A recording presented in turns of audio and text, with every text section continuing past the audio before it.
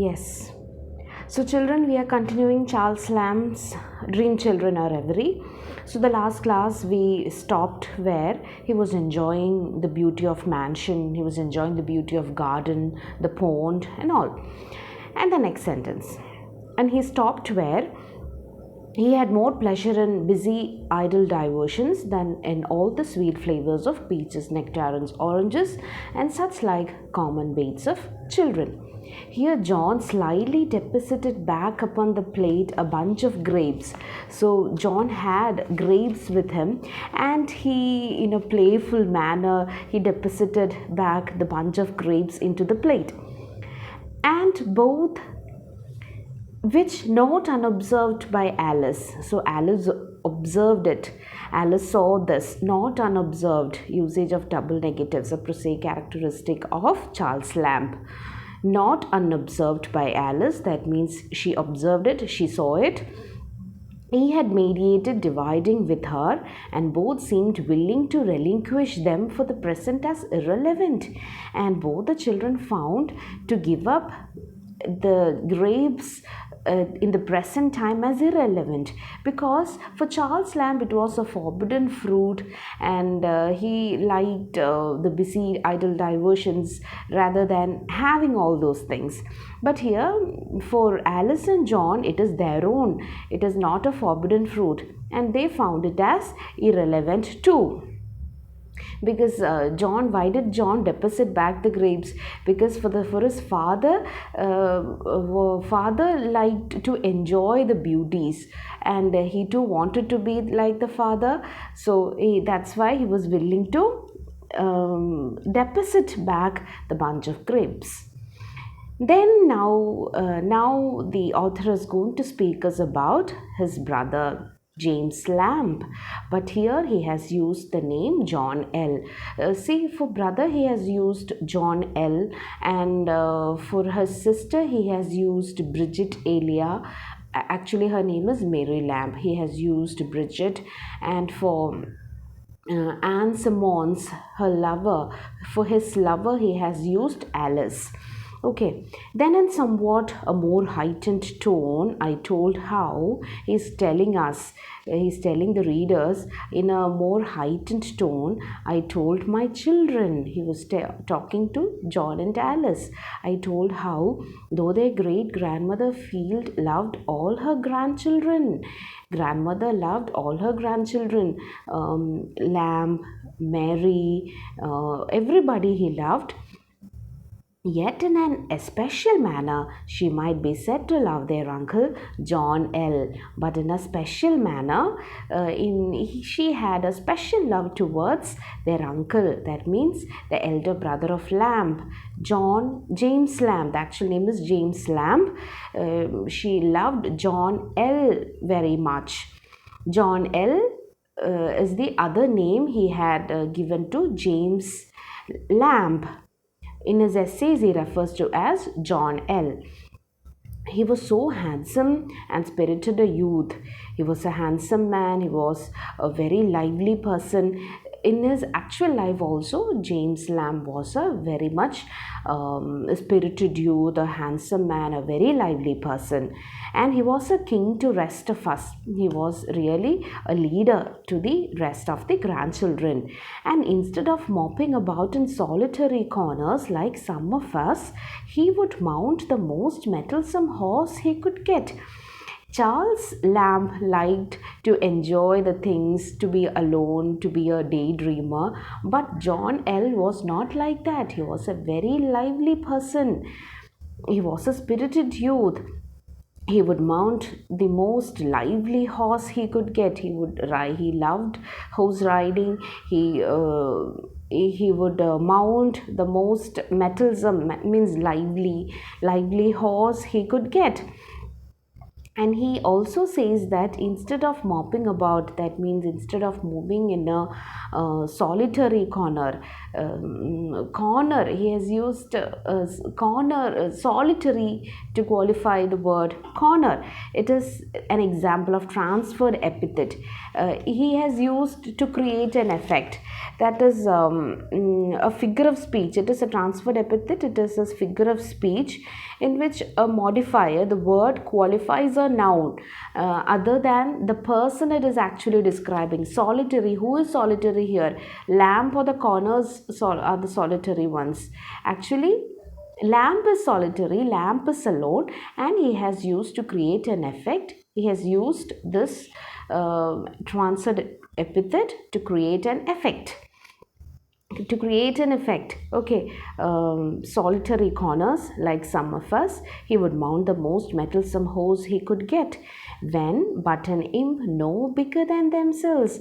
But John L was also a small boy like them, like Alice or like John the Junior. He was also a small boy, but he liked all these courageous things more, instead of just moping about in solitary corners. Then, and make it carry him off over the county in the morning. And in the morning itself, he is a very lively person. He ride on the horse, and he ride on the county, the province, in the morning, and he joined the hunters when there were any out, and he also joins the group of hunters. So he liked hunting also, he liked horse riding, the same the ideas or the interest of the handsome men of that time. Women liked more handsome, more lively persons, women like that time. And he was also one among that person. He was also interested in all these things. Even though he was a small boy, he liked horse riding, and he spent time with the hunters.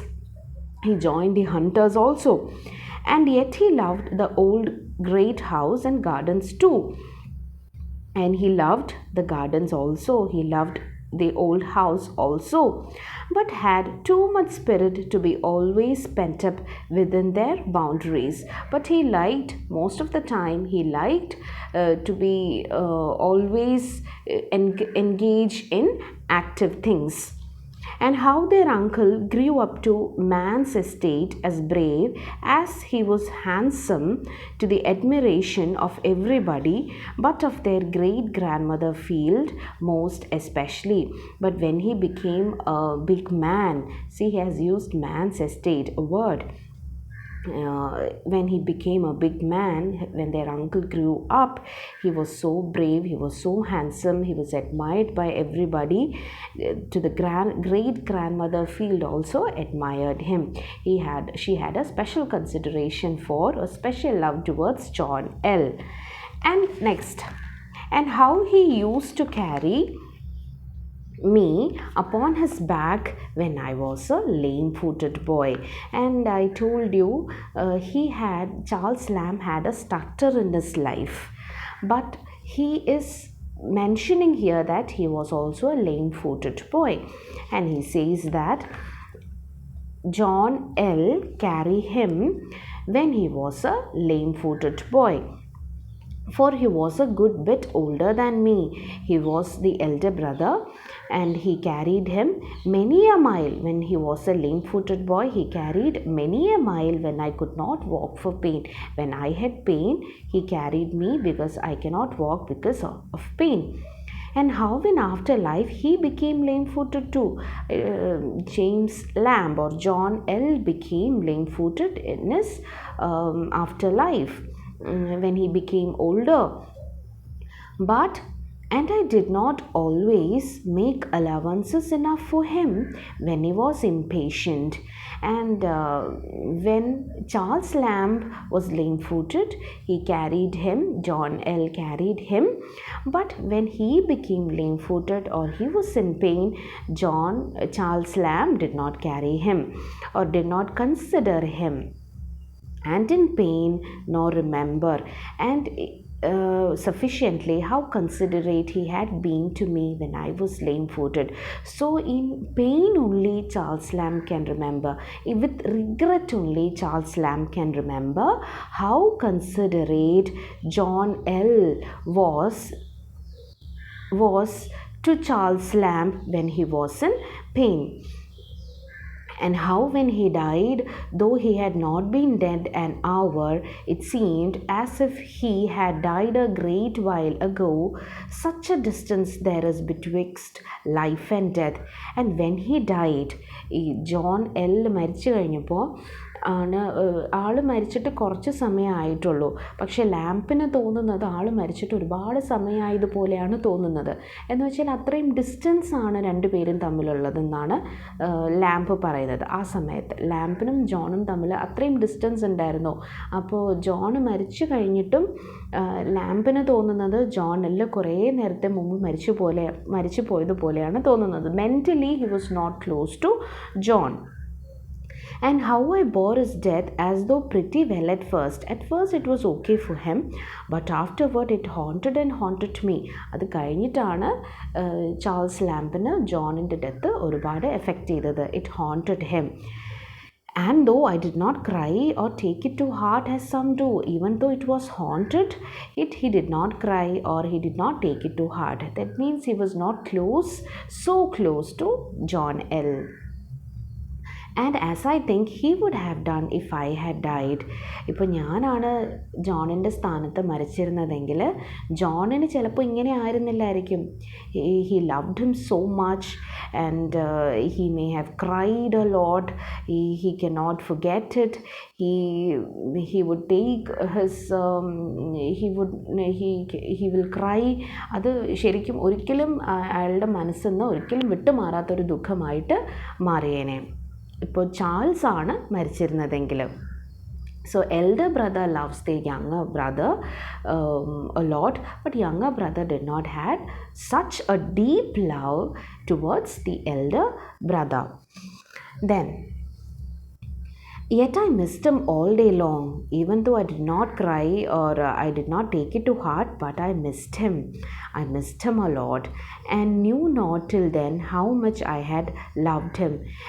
ആ മരിച്ച് കഴിയണ ആ സമയത്തേക്കാണ്, അല്ലെങ്കിൽ മരിച്ചു കഴിഞ്ഞിട്ടുള്ള ശൂന്യതയിൽ നിന്നാണ് Charles മനസ്സിലാക്കുന്നത് എന്തോരമാണ് എൽഡർ ബ്രദറിനെ Charles സ്നേഹിച്ചിരുന്നതെന്ന്.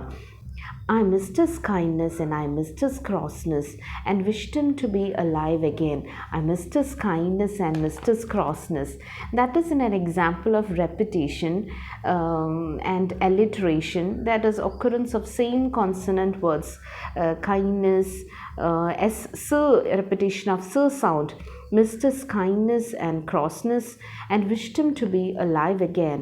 And I wanted him to be alive again, but it is not possible to be quarreling with him. I want to quarrel with him. Younger brothers always have a tendency to quarrel with the elder brother, no? Rather than not him again, and was uneasy without him, as he, their poor uncle, must have been when the doctor took off his limb. And Charles Lamb felt uneasy without John L. And that uneasiness maybe John also felt when the doctor took off his limb, when he became a limb-footed person. Here, so that the big sentence is ending here. Okay, now he's again talking about the children. Here, the children fell a crying. They were almost crying because they were hearing the death of their uncle, how he became lame-footed. They were hearing all those things. Here the children fell a crying and asked if their little mourning which they had on was not for Uncle John, and they looked up and prayed me not to go on about their uncle. They were telling like, no, don't proceed now for uncle, just we will stop the talking about Uncle John. And they looked up and prayed me not to go on about their uncle, but the children insisted them to tell them some stories about their pretty dead mother. Now they had heard about the great grandmother Field, uncle, and now the children wanted to hear about their pretty mother Alice, pretty dead mother. So from the beginning itself we know that only daddy and children are there, mother is not there. Now is mentioning that their pretty dead mother, children wanted to know more about their pretty dead mother. Then I told them how for 7 long years in hope sometimes in despair, yet persisting ever, I quoted the fair Alice W.N. That is speaking Alice Winterton, the narrator's sweetheart, narrator's lover. But in his actual life, he quoted Anne Simmons and he changed the name to Alice W-N in his essay. And I told them how for 7 long years he quoted, or he was behind and Alice W-N, because at that time women were not allowed, or it was not associated with women to show their love, to respond to men's love easily. They cannot say yes to a person's love so easily. It was the morality, it was against the morality of that time. It was against the morality of the Victorian era. Women should maintain some sort of discipline, some sort of virtues in their life. So he had, Lamp is saying, in hope, I was quoting behind her, because he had hope that he would definitely be his wife, and sometimes in despair also, because he was behind the lady but she was not responding. So sometimes in despair also, he quoted fair Alice W-N. And as much as children could understand, I explained to them what coyness and difficulty and denial meant in maidens in the Victorian era, how the women need to follow some virtues. So he was also explaining about the difficulty or the coyness or the denial the women need to follow in the Victorian time. When suddenly, turning to Alice, the soul of the first Alice looked out at her eyes with such a reality of representment that I became in doubt which of them stood there before me. So, when Lamb turned to Alice, the daughter, he could see the first Alice, that is the reference to the mother Alice. Mother looked out at her eyes and with such a reality of representment. പെട്ടെന്ന് അയാൾക്ക് മനസ്സിലാവുന്നില്ല അമ്മയാണോ മകളാണോ മുന്നിൽ നിൽക്കുന്നതെന്ന്. With such a reality of representment, he was ഓരോ reincarnation, മകളുടെ സ്ഥാനത്ത് അമ്മയാണോ വന്ന് നിൽക്കുന്നതെന്ന് പെട്ടെന്ന് ലാമ്പിന് തോന്നി. That I became in doubt which of them stood there before me, or whose that bright hair was. Is it of Alice the daughter, or is it of Alice the mother? And while I stood gazing, both children grew fainter to my view, receding and still receding. Lamp അതുപോലെ നോക്കിക്കൊണ്ട് നിന്ന സമയത്ത് both the children gradually grew fainter to my view.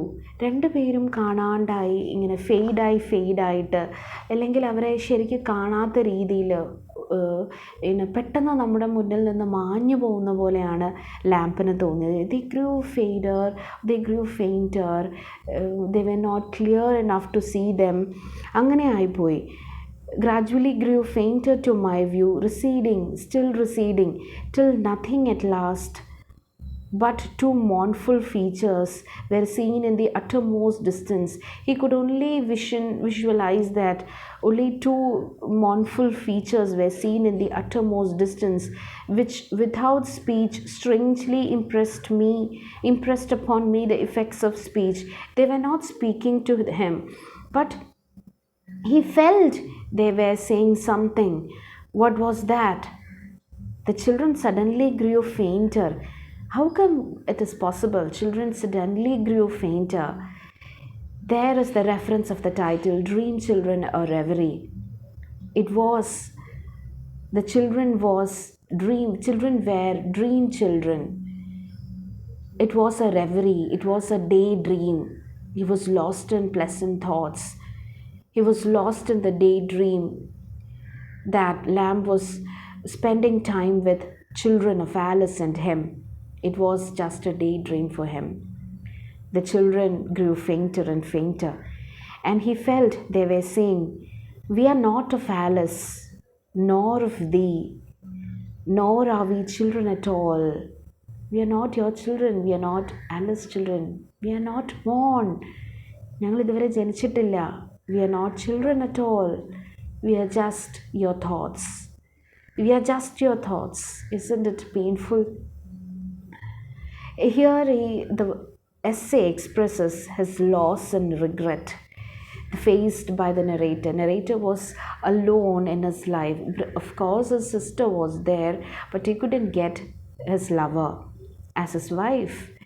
Expression of loss or expression of regret faced by the narrator we could analyze here.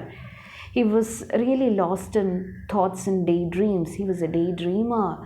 We already knew that when he was looking at the mansion, he was gazing at the things there. He was a daydreamer. He always liked to mop about in solitary corners. The reference of all these sentences come into an effect here also. Then, it is also the essay of longing and sadness.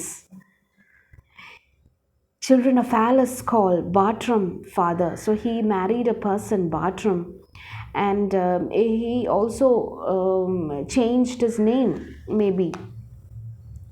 Then, children of Alice call Bartram father. We are nothing, less than nothing, and dreams. We are only dreams. We are not children. We are only what might have been and must wait upon the tedious shores of Lethe millions of ages before we have existence and name. And here you have the reference of Lethe. Lethe is a river where people need to cross the river Lethe after their earthly life to go to the other world. And by drinking the water from Lethe, that they need to forget the earthly life things. Earthly life they need to forget, so people need to drink from Lethe. That is the reference of Lethe. We are only what might have been and must wait upon the tedious shores of Lethe. They need to wait upon the tedious shores of Lethe millions of ages before we have existence and a name. And immediately awaking, I found myself quietly seated in my bachelor armchair. Now he is specifying about bachelor armchair. He is reminding the readers that he has not married, he was a bachelor only. I found myself quietly seated in my bachelor armchair. He was quietly seated alone with children, without children. Bachelor, he was still bachelor, he didn't marry. I told you he was rejected by two women in his life, and marriage of Anne Simmons was a disappointment for him. He was quietly seated where I had fallen asleep. Yeah, he had fallen asleep, and he immediately awaking. He woke from his dreams and he found he was alone. In the armchair, he fallen asleep, and when he woke up, he found he was alone. It was a daydream, a pleasant daydream for him, talking to his children, speaking about the great grandmother, speaking about the uncle, speaking about their dead mother. It was just a dream for him. He created it in his dreams. And with the faithful Bridget unchanged by my side, so in his side, faithful Bridget, his sister, was there. But John L., it is the reference to the elder brother, James Lamb. He was gone forever. He died. But sister with him, his sister, Mary Lamb, has changed the name to Bridget in his essay. Bridget is with him. John L. died forever or was gone forever. And isn't it touching? No? Lamb seems to be engaging himself in daydreaming. And in that daydreaming, he found his unrealized hopes comes into reality, at least in the dreams. He really felt, or really made us readers also to be felt, for the author. നമ്മളും വിചാരിച്ചത് എന്താണ്, he was also talking to his children, he was enjoying with the children, he observed their small things, small activities. Children were not speaking here, no, children were not speaking, only Charles Lamb was speaking here. And how he mentioned about the John's doing that, he slyly deposited back the bunch of grapes, or the Alice small steps when she heard that great grandmother was also a dancer. And in the initial part we saw how children were, Alice look found in upbraiding, but it was so cute for father. It was all his dreams. It was not a reality. It was not real. It was just his dreams. He wanted to be the father of Alice's children, but it was not happened. It didn't happen. Yes, Lamb is a romantic era writer, and we can see the presence of author subjectivity in his essays, and we appreciate him for his humanity, his wisdom, and we could also see wit, we could also see the imagination, we could also find anecdotes in his essays, and autobiographical elements are relevant in his essays. And also his essays reveal certain kind of simplicity. And another thing that you have to note it here, that he changes the characters' names. He has used different names for characters, even though they are the reflections from his real life. And another thing is that he was friendly with the readers.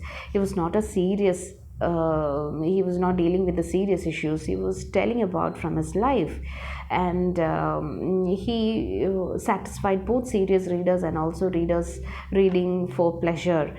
And we could see he was visualizing memories, and he was also creating something from his imagination, like dream children. He created his children only in his dreams. In the real life, he did not marry. We could see the sadness, we could see tinge of sadness, and we could see the element of humor in his essays. Then another thing is that he was also a poetical effect, or poetical influence was there in his prose. Then he also used certain archaic words, and mind it, he has also used a transferred epithet, used double negatives to create effect. And he is a very finest writer, a most charming writer, prince of essayist, and he is really a delight for readers. So the journey with Charles Lamb ends here, and we will meet with another essay soon. Happy learning. Thank you.